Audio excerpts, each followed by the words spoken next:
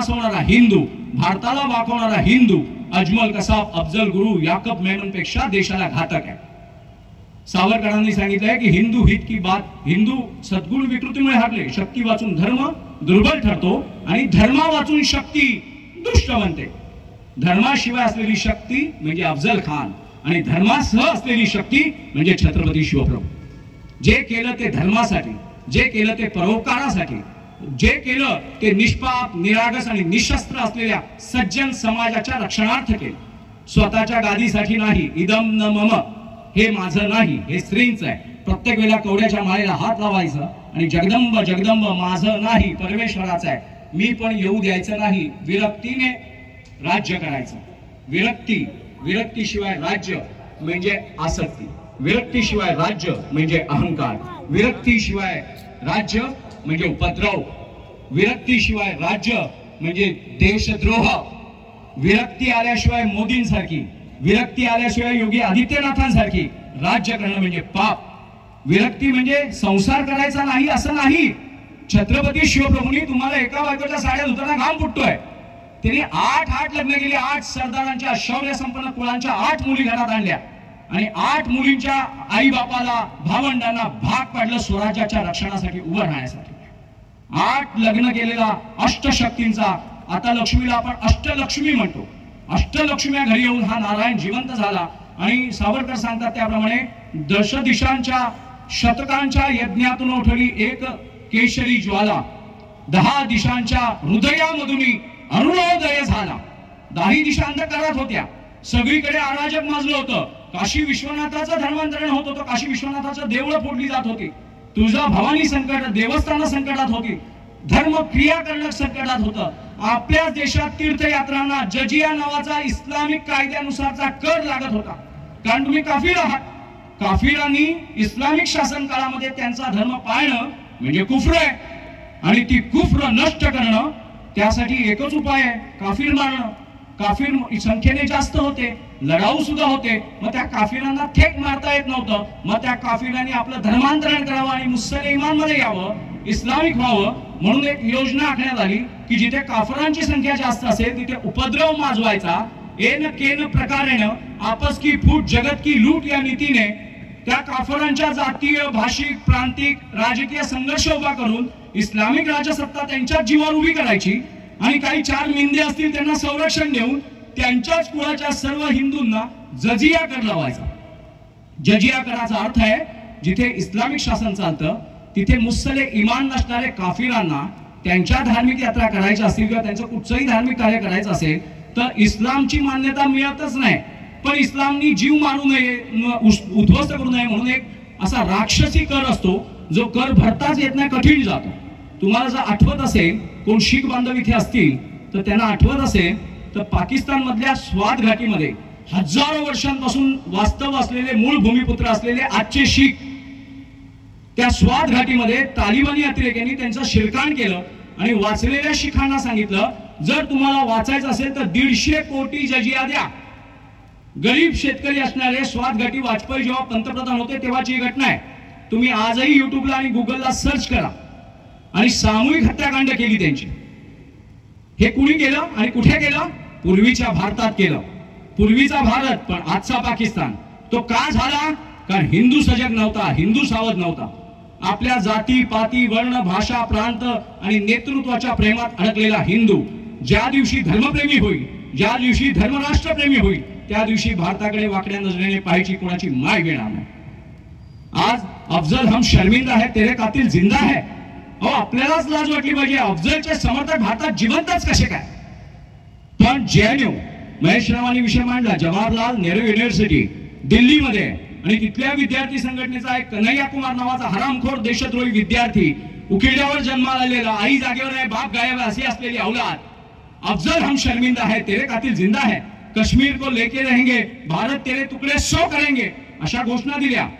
Forensic lab मध्ये ती CD गेली, ती व्हिडिओ क्लिप गेली आणि फॉरेन्सिक लॅबने सर्टिफाईड केलं की ती क्लिप खरी आहे, ओरिजिनल आहे, ती आर्टिफिशियल नाहीये, ती एडिट केलेली नाहीये, ती एडिट केलेली नाहीये. हे सिद्ध झालं, फॉरेन्सिक लॅब सांगताय. आणि वैज्ञानिक शाळेचे आजकाल फॉरेन्सिक एव्हिडन्स मानला जातो. त्या वैज्ञानिक एव्हिडन्स मध्ये सिद्ध झाल्यानंतर सुद्धा तो उजळ माथ्याने ह्या देशद्रोह्यांचं प्रतिनिधित्व करत सभा घेतोय. आणि देशद्रोही जे म्हणतात अफजल हम शर्मिंदा आहे. अफजल गुरु कोण? भारताच्या लोकसभेवर ज्यांनी सशस्त्र हल्ला करून शेकडो सैनिकांचा हत्या केली, रक्त सांडलं, आपल्या आया बहिणी विधवा केल्या, अनेक लेकरं अनाथ केली, काश्मीरमध्ये हिंदूंचं प्रचंड शिरकाण केलं. काश्मीर फाईल नावाचा चित्रपट तुम्ही सगळ्यांनी पाहिला असेल. संजय रावांसारखे, महेश रावांसारखे देशभक्त जागोजागी ते काश्मीर फाईल्स दाखवत आहेत. त्या काश्मीर फाईलच्या विरुद्ध आगडोम खूप उठला. खूप टीका टिप्पण्या, वाद विवाद, पेपरमध्ये लेख, कशाला दाखवताय, पाहिजे नको नको त्या भानगडी भारतात कशाला दाखवताय, नको त्या भानगडी. आमचं कुळ नासवणाऱ्या, आमचं कुळ मारणाऱ्या, भारताचा पाकिस्तान करणाऱ्या, भारताचा अफगाणिस्तान करणाऱ्या, जिहाद्यांचं षडयंत्र उघड करणारा, जिहाद्यांची विकृती, राक्षसी वृत्ती नागड करणारा काश्मीर फाईल्स दाखवायचा नाही तर काय दाखवायचं? आणि त्या काश्मीर फाईल्सवर एकाही देशद्रोह्यांनी FIR केला नाही. कारण जर FIR केला असता तर ते काश्मीर फाईल्सवर कोर्टामध्ये डिबेट झाली असती आणि अजून सत्य बाहेर आलं असतं की खरोखर, कारण त्या जो डायरेक्टर, प्रोड्युसर, जे निर्माते आहेत त्यांनी खऱ्या कागदपत्र, खरे FIRच्या आधाराने तो चित्रपट बनवलाय. तो फिल्म नाही, ती डॉक्युमेंटरी फिल्म आहे. जशी आता सिंधुदुर्गाची डॉक्युमेंटरी फिल्म केली आहे, तो सिंधुदुर्ग काल्पनिक नाही, वास्तवात आहे. वास्तवात ही कृती 2 दिवसापूर्वी तुटली होती आणि ती पुन्हा या कार्यकर्त्यांनी बनवली. हे वास्तव आहे. वास्तव दाखवायचं नाही तर काय आभास दाखवायचा का? सनी लिओनी दाखवायची का? नागड्या नट्या दाखवून वासनांत पिढी जन्माला घालायची का? छत्रपती शिवप्रभूंचा इतिहास गिरून शौर्य संपन्न पिढी निर्माण करायची? आपण ठरवायचंय. यापुढे आपल्या देशामध्ये जिहादी अतिरेक्याचा चेहरा उद्ध्वस्त करायचा नाही, कुळ नाश करायचा. आणि मी तुम्हाला खरोखर सांगतो, कुठच्याही राजकीय पक्षाची बटीक न होता, कुठच्याही नेत्याच्या वाढदिवसाचे केक न कापता देशद्रोहांची कुळं कापण्याशिवाय देशातला भारतीयत्व टिकणार नाही.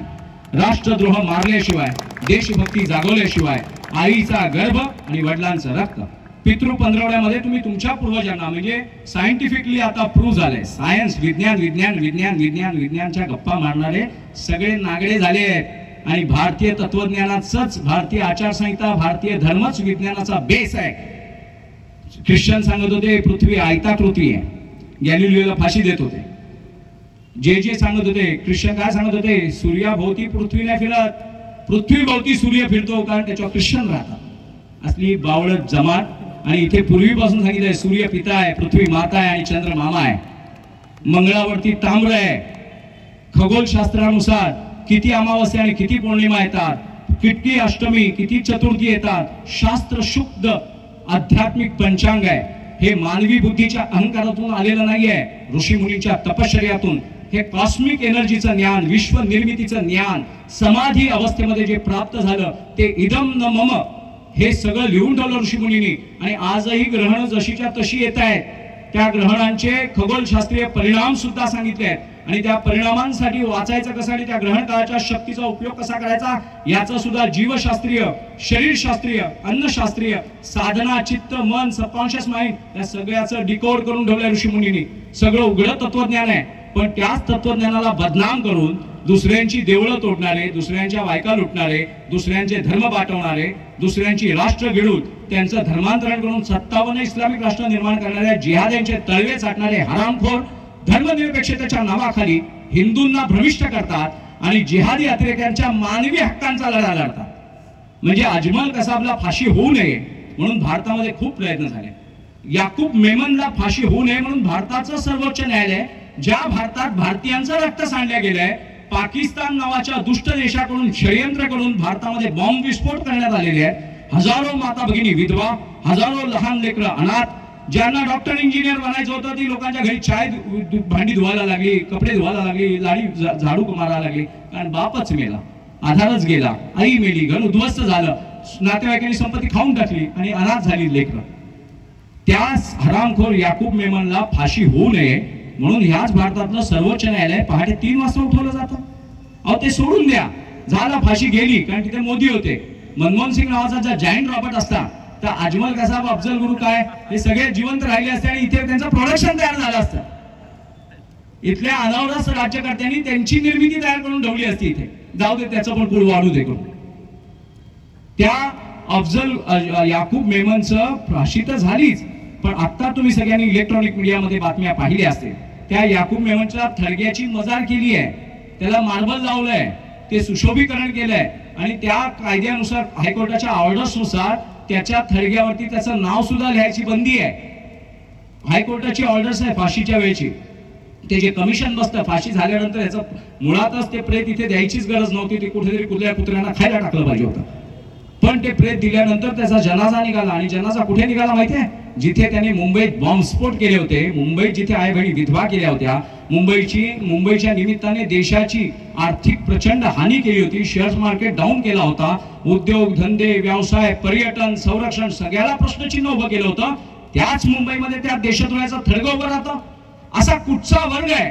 अहो आमचे महेशराव जिथे कोथरूडला राहतात तिकडे अफजल खान वधाचा देखावा दाखवणार होता एक गणेश मंडळ.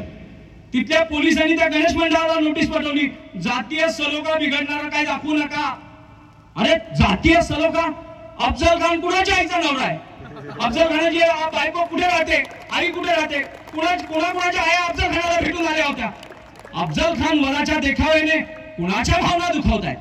ज्यांच्या भावना अफजल खान वधाने दुखावणार असतील, ज्यांच्या भावना याकूब मेमनच्या फाशीने दुखावणार असतील, ज्यांना अजमल कसब बालिशे वाटत असेल, त्या सगळ्यांची कुळ ह्या देशात नष्ट झाली पाहिजे. या देशाचं रामराज्य आणण्यासाठी प्रयत्न करणाऱ्यांचं कुळ वाढलं पाहिजे. पनवेल सारख्या पावनभूमीमध्ये सिंधुदुर्गाची प्रतिकृती उभारणाऱ्या राजे शिवराय प्रतिष्ठानचं कुळ वाढलं पाहिजे. इथे धर्माचं कुळ वाढलं पाहिजे, दुष्टांचं नाही. डेंग्यू मलेरियाचे डास वाढावेत अशासाठी तुम्ही प्रार्थना करता का आमच्या घरात ढेक नाही यावीत? तुम्ही दर दिवाळीला रंग काढता, दर दिवाळीला चुना मारून सगळे जीवजंतू मारून टाकतात विषारी, आणि देशाला तुम्ही सोडता. मला एकाने विचारलं, एक हिंदी पत्रकार होता दिल्ली में, आणि तिथे मला त्यांनी प्रश्न विचारला, क्या देसाई जी सही में भारत को हिंदुत्व की आवश्यकता है? मैं क्या सही में आपके बंगले के दरवाजे की आवश्यकता है? क्या सही में आपने पहने हुए कोट की, सूट की, पैंट की, अंडरवेयर की आपको आवश्यकता है?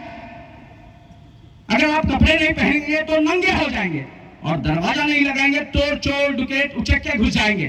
तो क्या भारत को हिंदुत्व की आवश्यकता नहीं है?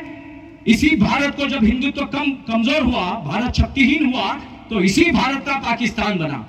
भारत जब फिर से शक्तिहीन हुआ, इससे पहले शक्तिहीन हुआ तो अफगानिस्तान, उसके बाद जब शक्तिहीन हुआ, धर्महीन हुआ, कमकुवत हुआ, तो उसके बाद पाकिस्तान, बांग्लादेश, पीओके, और जब भारत बलवान बनने लगा तो एयर स्ट्राइक, सर्जिकल स्ट्राइक और मुल्ले मौले दौड़ रहे, पाकिस्तान के पिछवाड़े में चुप रहे, गपचूप बसला.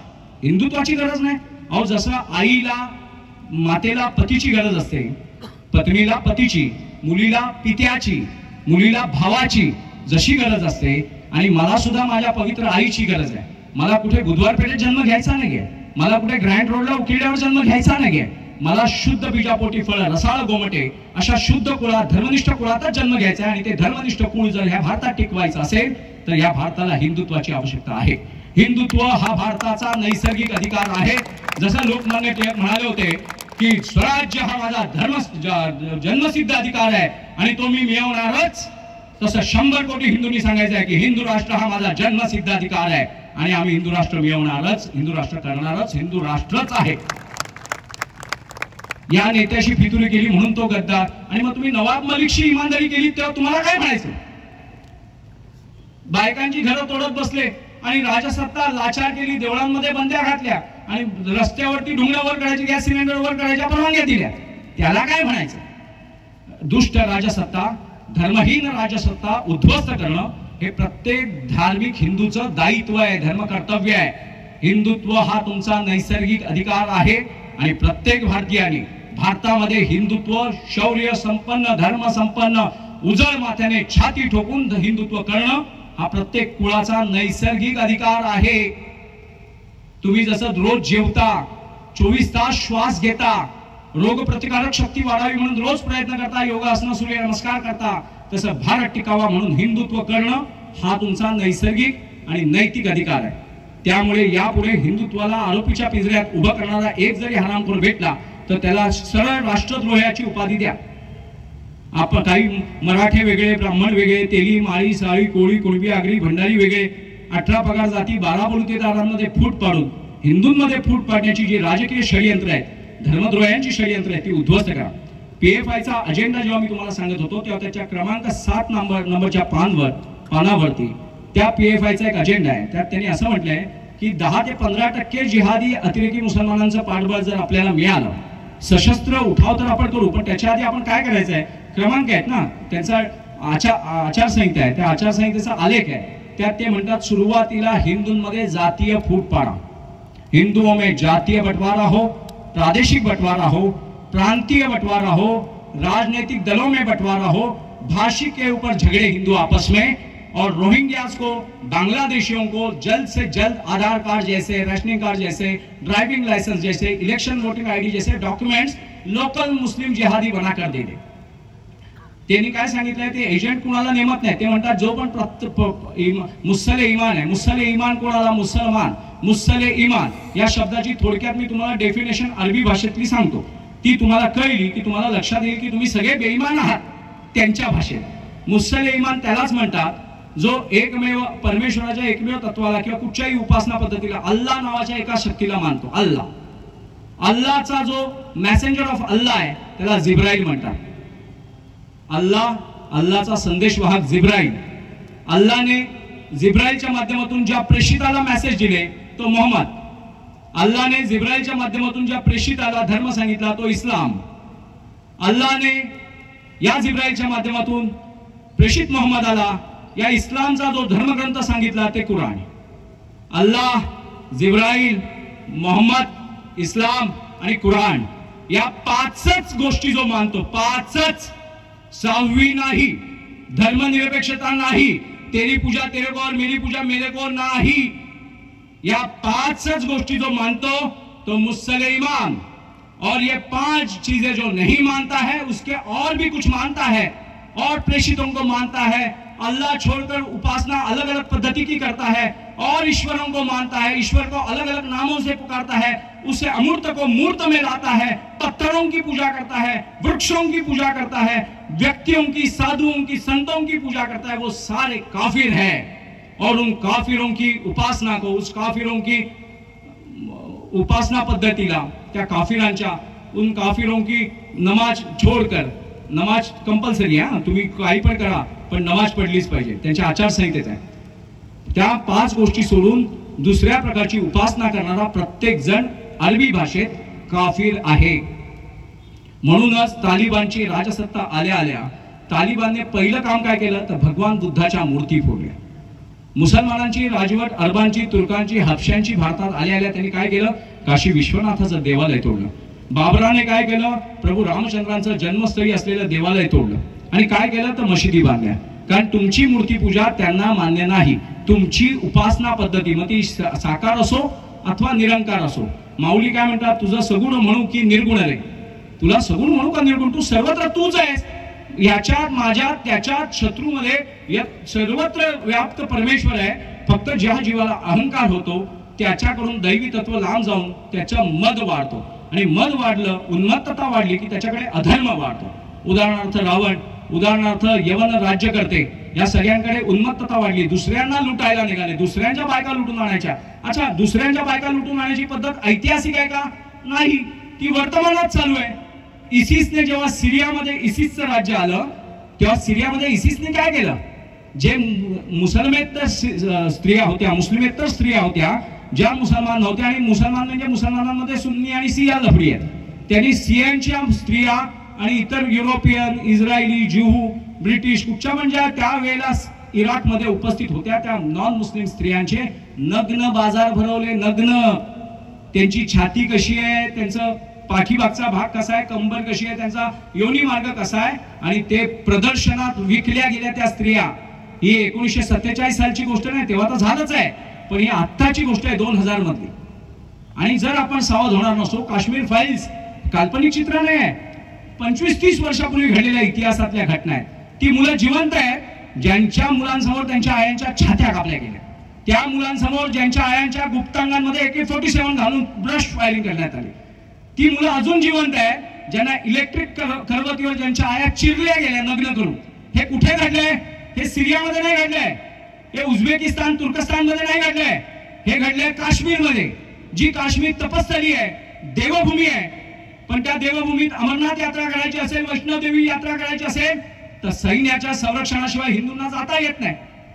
आणि तिथे हिंदूंच्या जीवावर, पर्यटनाच्या पैशावर जगणारा हरामखोर जिहादी काश्मीरला वेगळं करायची अभिलाषा करतोय.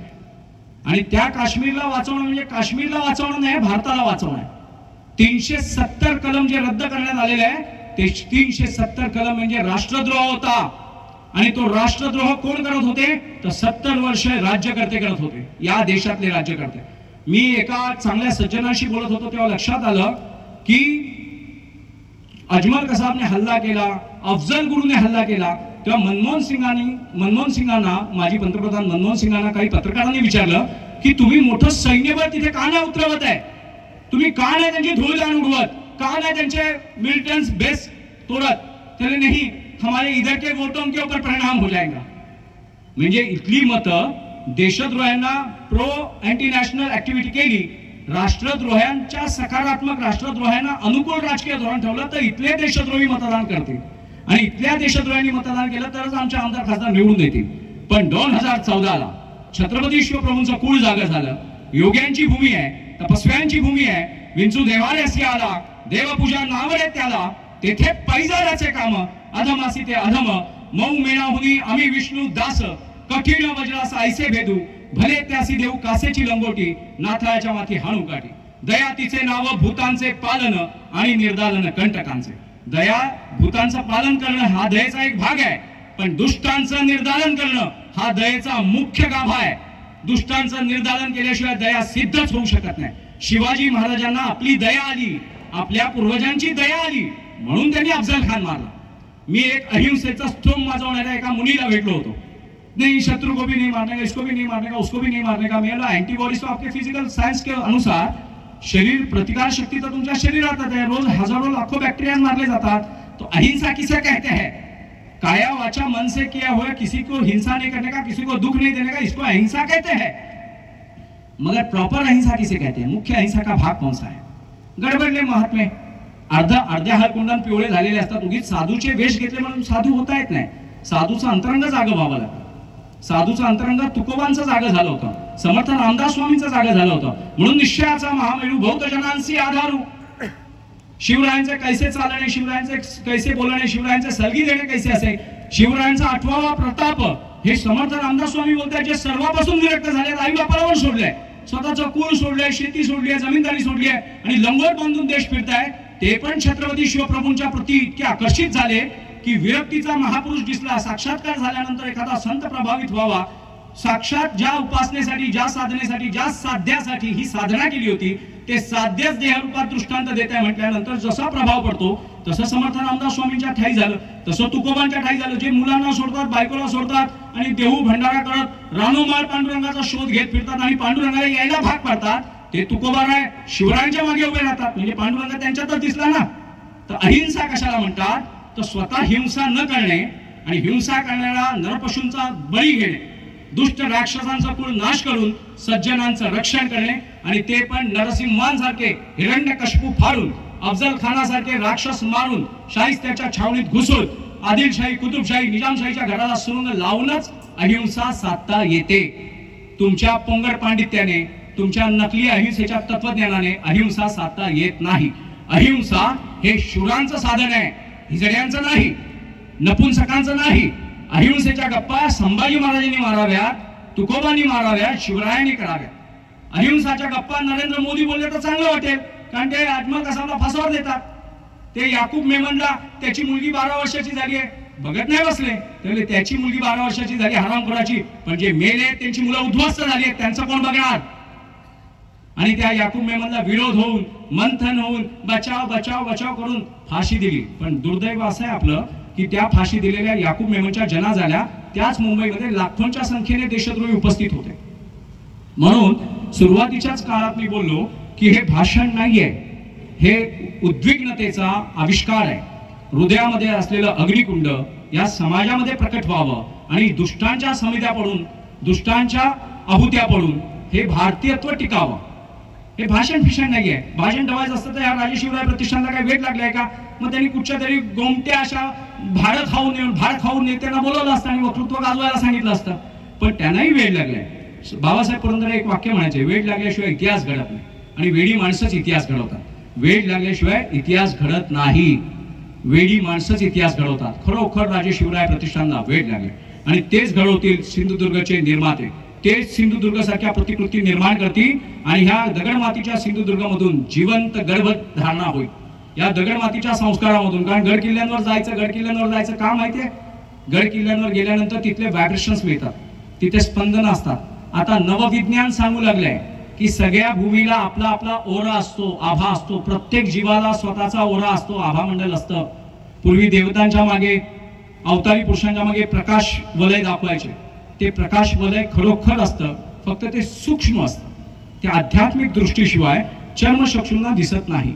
जसं कोविड-19चा विषाणू मायक्रोबायोलॉजीला पण दिसत नाही. सूक्ष्म मायक्रोबायोलॉजी म्हणजे सूक्ष्म जीवशास्त्र, अतिसूक्ष्म जीवशास्त्राचा शोध घेणाऱ्यांना सुद्धा कोविड-19 नाही तर अशा हजारो लाखो जीव अजून दिसतच नाहीत. पण आता मायक्रोबायोलॉजीने सिद्ध केलं आहे की आम्हाला -4 पॉइंट बायोलॉजी माहिती आहे. अजून प्लस मध्ये तर किती योन्या आहेत, किती जीव आहेत, काही सांगता येत नाही. मायक्रोबायोलॉजी सांगते की न दिसणारं जग खूप आहे. तर न दिसणारी जी ऊर्जा असते आध्यात्मिक, दारुड्या बेवड्या बरोबर बसला तर दारू प्यायची इच्छा होईल आणि संतांबरोबर बसला तर अभंगांची इच्छा होईल. कुठेतरी आलतू भलतू ठिकाणी गेलात आणि चरित्रहीन मित्र जमवलेत, असे राजे शिवराय प्रतिष्ठानसारखी मुलं तुमच्या घरी फिरली नाहीत तर उकिरड्यावरची पिल्लं फिरतील आणि तुमच्या मुलांना उकिरड्यावर घेऊन जातील. चल रे 2 पॅक मार रे, काय होतंय, मी पितो बघ, मला काय झालं. अरे भोसडीच्या, तुला जे झालंय ते सगळ्या देशाला झालंय म्हणून तर देश बुडत चाललाय. म्हणून आपल्याला शिवकार्य करणारी पिढी जन्माला घालायची असेल तर आपल्याला आपला धर्म उजळ माथ्याने छाती ठोकून महार, मांग, तेली, माळी, ब्राह्मण, साळी, कोळी, कुणबी, आगरी, भंडारी नाही. झाडाच्या फांद्या आणि पानं किती असली तरी मूळ एकच असतं. मुळाचं रक्षण केलं तर सर्व झाडाचं रक्षण होतं. माझ्या पानाला, माझ्या फांदीला मी पाणी घालीन हा मूर्खपणा आहे. तुमची फांदी, तुमचं पान, तुमची जात, तुमची भाषा, तुमचा प्रांत, तुमचा वर्ण, तुमचं जात, तुमचं कुळ, तुमचं गोत्र जगवायचं असेल तर तुम्हाला भारतच जगवावं लागेल. भारताव्यतिरिक्त तुमचं कुळ, तुमचं गोत्र जगणार नाही. आणि भारत म्हणून जगवायचं असेल तर भारतातला सनातन वैदिक हिंदू धर्म, मग तो बौद्ध असेल, शीख असेल, जैन, महानुभाव, वारकरी, या उपासना पद्धती आहेत, या साधनेच्या अवस्था आहेत. हे वेगवेगळे नाहीत, हे एकाच मुळाचं स्फुरण आहे. एकाच उच्च कोटीतलं हरी अनंत, हरी कथा अनंत, हरी अनंत, हरी तत्व अनंत तत्वानी नटलेलं आहे आणि त्याच्या कथाही अनंत आहेत. त्याच्यामुळे उपासना कुठच्याही मार्गाने करता येईल, निरंकार करता येईल, साकार करता येईल. गायीमध्ये देव पाहणं म्हणजे खरी विज्ञानवादता आहे. देव तुम्हाला निराकार देव कुठे भेटणार? मग 33 कोटी देव. कोटी म्हणजे अवस्था आहे, कोटी म्हणजे करोड नाही. आता सगळे महात्मे विद्वान सांगायला लागले 33 करोड ही संख्या नाही, करोड ही संख्या आहे, कोटी ही अवस्था आहे. एखादा माणूस एखादं वाक्य बोलत आपण काय म्हणतो, काय उच्च कोटीतलं ज्ञान आहे. उच्च कोटीतलं ज्ञान म्हणजे अवस्था. Graduation, post graduation, doctorate, PhD ही अवस्था आहे. तर 33 कोटी देवता म्हणजे 33 कोटी अवस्थांचे सर्वर आहे. 33 ज्या सृष्टीचं संचलन, ज्या माध्यमातून पंचमहाभूतांचं संचलन चालतं त्या अवस्था आहे.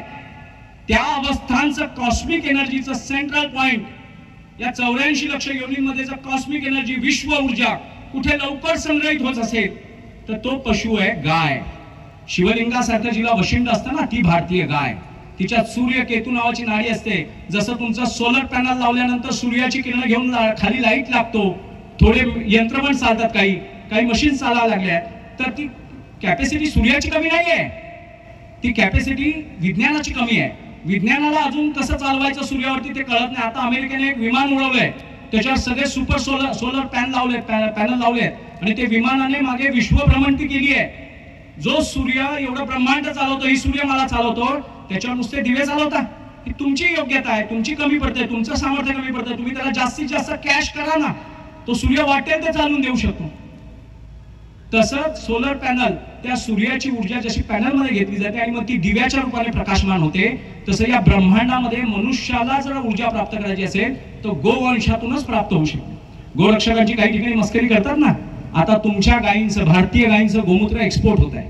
आता भारतीय गायींच्या शेणी छोट्या छोट्या पुऱ्याने एवढ्या, पूर्वी आपण मोठ्या मोठ्या शेणी गवऱ्या काढायचो, आता छोट्या छोट्या एक्सपोर्ट होत आहेत आणि त्याच्यावर त्याच गावरान गायीचं तूप जर टाकलं जाय त्या कंड्यावरती तर ऑक्सिजन निर्माण होतं. हे वैज्ञानिक दृष्ट्या सिद्ध होऊ लागले. म्हणून गोरक्षकांची टिंगल उडवणारीच मूर्ख आहेत आणि गोरक्षकच खरे विज्ञानवादी आहेत हे सिद्ध व्हायला लागले. त्याच्यामुळे जर पनवेलमध्ये, पेणमध्ये, या मुंबईमध्ये, पुण्यामध्ये कुठेही गोरक्षकाला समस्या आली तर राजे शिवराय प्रतिष्ठाने धावून जावं सर्व गोरक्षकांनी, सर्व हिंदूंनी. कारण गोरक्षण म्हणजे गोरक्षण नाहीये, हिंदू रक्षण आहे, भारत रक्षण आहे. कारण गाईला प्रदक्षिणा मारणं म्हणजे तिच्या ओऱ्याला, तिच्या आभामंडलाला प्रदक्षिणा आहे. स्वतःचं स्पिरिच्युअल सॅनिटायझिंग, आध्यात्मिक शुद्धीकरण करायचं असेल तर जे परोपकार जीव आहेत, परोपकारी, स्वतःसाठी न करता परोपकारी आहेत. गाई वासरासाठी चरते, निसर्गाचा खाते आणि दूध तुम्हाला देते. भारतीय गायींच्या दुधातून ना कोलेस्ट्रॉल वाढत, ना शुगर वाढत, ना हार्ट ब्लॉकेज आहेत. ज्या हॉस्टेल गायी आहेत, जर्सी गायी आहेत, त्यांच्यामध्ये सगळे चरबीचे दुर्गुण आहेत. म्हणून भारतीय गायींना आता एक्सपोर्ट करायला लागले आहेत. त्यांचं स्पर्म वीर्य भारताबाहेर घेऊन जाऊन ती प्रजाती वाढवण्याचा प्रयत्न होऊ लागलाय. पण भारतीय गायी भारतीय वातावरणातच जगतात, भारतीय वातावरणातच फळतात, फुलतात, खुलतात. त्याचप्रमाणे हिंदू हा फक्त भारतातच सुरक्षित राहू शकतो आणि भारतातच समृद्ध होऊ शकतो. त्यामुळे भारताचं रक्षण करणं हे तुमची अत्यावश्यकता आहे. गायीचं रक्षण करणं जशी अत्यावश्यकता आहे, तशी भारताचं रक्षण करणं आणि हिंदूंचं भारतामध्ये आणि भारताचं हिंदूंसह रक्षण करणं हे हिंदुत्व आहे. भारताचं हिंदूंसह आणि हिंदूंच्या भारताचं रक्षण करणं हा भारतीयांचा नैसर्गिक अधिकार आहे. मी आज आपली वेळ घेऊन इथे जे काय बोललो त्यामागे नुसता आध्यात्मिक अर्थ काढू नका, भौतिक राजकारणात सुद्धा तुम्ही शहाणे व्हा. मोदींसारखा महापुरुष, मला कित्येक लोकांनी विचारलं की तुमचं हिंदुत्वाचं ज्ञान खूप आहे, तुम्ही राजकीय बोलत जाऊ नका. आमचे आमदार अमुक आहेत, आमचे नगरसेवक अमुक आहेत. मी तुझ्या आमदाराचा आणि हिंदुत्वाचा काय संबंध? तुझ्या आमदाराचा बाप काय अरबस्थानातून आला होता का तुर्कस्थानातून आला होता? तुझ्या नगरसेवकाचे वाढदिवस साजरे करण्यासाठी आम्ही भाषण ठोकणार नाही. आम्ही आमच्या माता भगिनींच्या पावित्र्यासाठी, आमच्या कुळाच्या, आमच्या गर्भाच्या आणि आमच्या भारताच्या रक्षणासाठीच आम्ही तत्वज्ञान सांगणार. आणि ते तत्वज्ञान हे भाषण नाहीये, हा आकांत आहे, ही आरती आहे. आरती कशाला म्हणतात? एखाद्या साधनेतलं साध्य सिद्ध व्हावं, प्राप्त व्हावं म्हणून अर्थत्राण पारायण करतो. अंतरंगापासून, हृदयापासून सगळ्या ग्रंथी, सर्व गोत्र जागृत करून त्या परमेश्वरी तत्वाला साकार करण्यासाठी केलेल्या प्रयत्नाला आरती म्हणतात. ही सिंधुदुर्गाची प्रतिकृती ही इव्हेंट नाहीये, ही प्रतिकृती नाहीये, ही शिवतत्वाला आकर्षित करण्यासाठी केलेली आरती आहे. प्रत्येक आईच्या गर्भात राजे शिवराय प्रतिष्ठानने स्वतःचं मंडळाचं गणपती बसवण्यासाठी गोळा केलेल्या वर्गण्या नाहीये. तुमचं कुळ सुरक्षित राहावं आणि कुळ सुरक्षित राहायचं असेल तर कुठचा फॉर्म्युला, कुठचा प्रयोग तुम्ही केला पाहिजे, काय एक्सपेरिमेंट केलं पाहिजे, तर शिवतत्वाचा प्रयोग केला पाहिजे. आणि हे तुम्हाला सांगण्यासाठी ही प्रतिकृती उभी केली आहे. ते काय त्यांना घरी काम नव्हतं म्हणून येऊन इथे टाइमपास केलाय का? घरी काम नव्हतं म्हणून एखादा गुंटा ढापलाय का? जुगाराचा अड्डा टाकलाय का? हातभट्टीचे पव्वे विकण्याचं काम चालवलंय का? नाही. स्वतःच्या खिशातले पैसे टाकायचे, दिवसभर नोकऱ्या चाकऱ्या करायच्या, काय असेल ते उद्योगधंदे करायचे, घरचा चरितार्थ चालवायचा, आई बापाचं आजार पण काढायचं, बायकोचं दुःख भोगायचं. बायकोचं दुःख म्हणजे तिचे कष्ट असतात, तिच्या कष्टाला सहन करून पुढे जाऊन मुलांच्या मागण्या सहन करून पुढे जाऊन हिंदुत्व करायचंय. हे साधं सुद्धा नाहीये. हिंदुत्ववाद्यांना तुम्ही मस्करीत घेऊ नका. या हिंदुत्ववादी म्हणजे अँटीव्हायरस आहेत. हिंदुत्ववादी भारतात आहेत. माझं इंट्रोगेशन करताना, माझा तपास करताना मागे मला अनेकदा अटक झालेली आहे. माझा तपास करताना मला स्वतः पोलिसांनी काय म्हटलंय ते, अगर भिवंडीच्या आजूबाजूला जर हिंदू बहुल क्षेत्र नसतं तर सगळे पोलीस आम्हाला मारून टाकलं असतं पोलिसांना. कारण भिवंडीमध्ये जी दंगल झाली, जगताप आणि गांगुर्डे नावाचे 2 शिपाई मारले गेले, त्यांची नावं वाचून मारले गेले. अजमल कसाबचे ताजमधले सीसीटीव्ही फुटेज फ्रीज केलेले आहेत. ते कोणालाही दाखवता येत नाही. का दाखवता येत नाही तो? कारण तिथे नॉन मुस्लिमांना मारले गेले आणि ज्यांची आयकार्ड बघून सोडले आहेत ते सगळे मुसलमान आहेत.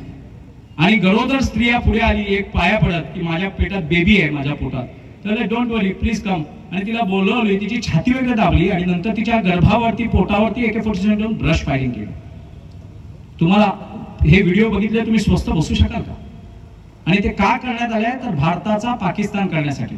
आणि मी हे काल्पनिक बोलत नाही, भारताचा पाकिस्तान झाला आहे, हे ऐतिहासिक सत्य आहे. आणि PFI चे अतिरेकी पकडले गेले, ज्यांना 2047 पर्यंत भारताचं इस्लामीकरण करायचं आहे, हे सुद्धा सत्य आहे. हे मी सांगत नाही, हे हिंदुत्ववादी सांगत नाही, राजे शिवराय प्रतिष्ठान सांगत नाही, हा महेश पवळे सांगत नाहीये, संजय पाटील सांगत नाही, पटना पोलीस आणि NI सांगते, पटना पोलीस आणि NI सुद्धा सांगत नाहीये. PFI चा अजेंडा सांगतोय की 2047 पर्यंत या भारताचा पूर्ण पाकिस्तान झालाच पाहिजे. हे प्रत्येक जिहादी मुसलमानाचं धर्म कर्तव्य आहे. तुम्हीच सांगा तुम्हाला पुढची दिवाळी कुठे करायची आहे? London, Paris, America? तिथे तुम्हाला एंट्री नाहीये. तुम्हाला जर तुमच्या घरच्या दिवाळ्या, दिवे जिवंत ठेवायचे असतील, तुळशी वृंदावन जिवंत ठेवायचे असेल तर अफजल खान साप विषारी देश जननीचा एक घेऊ चावा, औचित गाठुनी ठकमुनी भुलवणी कसाही ठेचावा. अफजल खानाला काका बोला मामा बोला, पण प्रतापगडाच्या पायथ्याशी भेटल्या वाघ नका काढून कोथळा बाहेर काढून नका. आणि यापुढे बेकऱ्याचं अन्न खाऊ नका. बेकऱ्यांमधलं अन्न खाल्लं तर ती बेकरी आपली असली पाहिजे, भारतीयांची असली पाहिजे. रामाला मानणारा, बुद्धाला मानणारा, महावीराला मानणारा, गुरु नानक देवजींना मानणारा असली पाहिजे. फुंकणाऱ्याच्या बेकरीतलं अन्न खाऊन कुळ नासवू नका. जे काय आमच्या खिशातली लक्ष्मी, आता उद्या आपण लक्ष्मीपूजन करणार आहोत आणि लक्ष्मी पाकिस्तानमधून, मी अनेक भाषणांमध्ये सांगतो, माझ्या अभ्यासातून मला सगळं जे ज्ञात झालंय त्या खूप भरून बोलूसं वाटतंय. कारण हे वातावरण सभेचं नाही आहे, चिंतनाचं वातावरण आहे. जे संशोधनात आढळलंय, पाकिस्तानमधून AK-47 जिलेटिन ग्रेनाइड येतात, पण अतिरेक्यांना पैसा येत नाही. साधारण 2007च्या आसपास हज हाऊस मधला एक मौलवी मुंबई ATS ने पकडला होता. मुंबई ATS ने 2007च्या आसपास एक मौलवी पकडला होता. हज हाऊसच्या 6व्या मजल्यावरून त्याला अटक करण्यात आली होती. त्याला अचानक अटक नव्हती झाली. कुर्ला टर्मिनस तुम्हाला सगळ्यांना माहिती आहे ना, मुंबईतला कुर्ला टर्मिनस. त्या कुर्ला टर्मिनसवर ATS सर्च करत असताना काही संशयित दिसले. त्यांची झडती घेतल्यानंतर त्यांच्याकडे AK-47 आढळल्या. AK-47 आढळल्यावर त्यांना काही विशेष वाटलं नाही ATSला, पण पुढे त्यांना शॉक बसला. त्यांच्या लगेजमध्ये 2 कोटी कॅश सापडले. 2 कोटी कॅश कुठे सापडले? मुंबईमध्ये. कोण होते? काश्मीरी अतिरेकी होते. AK-47 सापडणं स्वाभाविक होतं त्यांच्याकडे, पण 2 कोटी कॅश.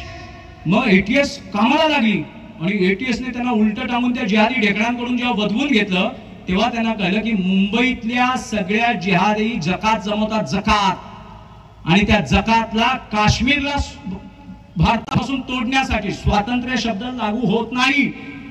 कारण स्वातंत्र्य स्वतःच्या भूमीला पारतंत्र्यातून मुक्त करण्यासाठी केलेली चळवळ म्हणजे स्वातंत्र्य.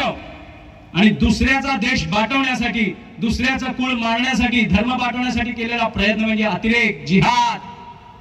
त्या जिहादी लोकांना जे काश्मीर भारतापासून तोडायचं होतं, त्यासाठी जे फंडिंग लागत होतं, ते फंडिंग पाकिस्तान, अमेरिका, चीन, रशियामधून येत नव्हतं.